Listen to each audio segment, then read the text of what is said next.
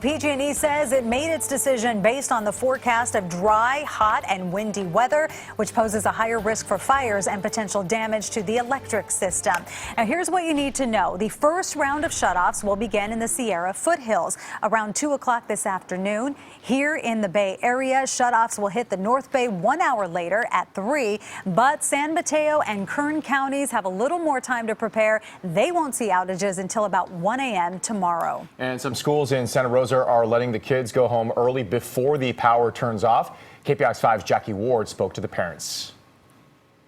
Hidden Valley is one of 4 Santa Rosa city schools that have an early dismissal today because they are smack in the middle of the blackout zone. Got to find babysitters and get to work. We still got to work. As if getting kids to school on time wasn't a big enough feat, now these parents have to worry about after school. I think that it's bad luck that we're in the zone, that they're closed, but for safety, it's fine. But it's a hurdle a lot of parents told us was worth it if it meant keeping their kids safe. But it's worth the inconvenience.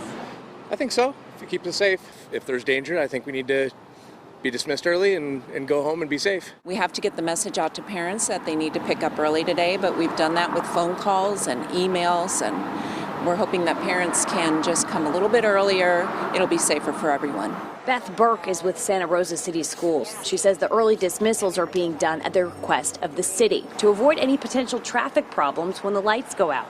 Santa Rosa City Schools is the 5th largest employer in Santa Rosa, which means changes to school schedules create a huge ripple effect. I think what we're learning with these PG&E public safety power shutoffs is that we just have to be ready for anything, and we're all doing the best we can to cooperate. Some parents told us they are already tired of this pattern. Every time the wind, the PGs turn off the power, I mean the kid gonna be out of school for like a 3 day, 4 days a week. That's not good for the kid, you know.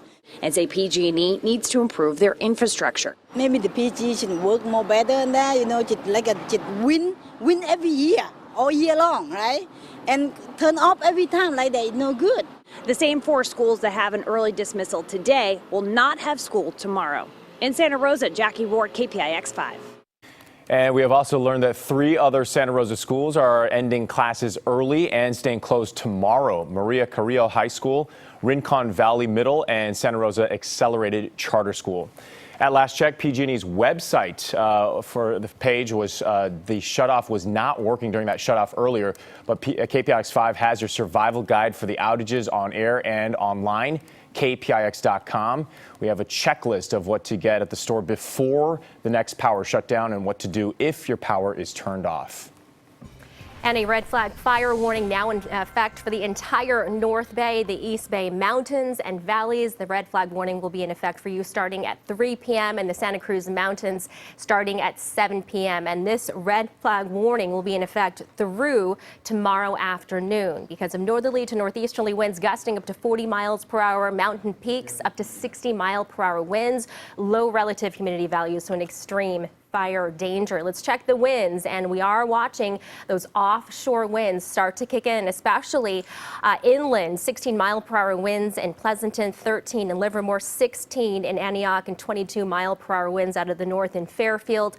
In the North Bay Mountains, already seeing gusts up to 30 to 40 miles per hour, and we're watching those relative humidity values drop. 24% in Livermore, 23% in Concord, 20% in Fairfield right now, and we will continue to see very dry air move in with these offshore winds.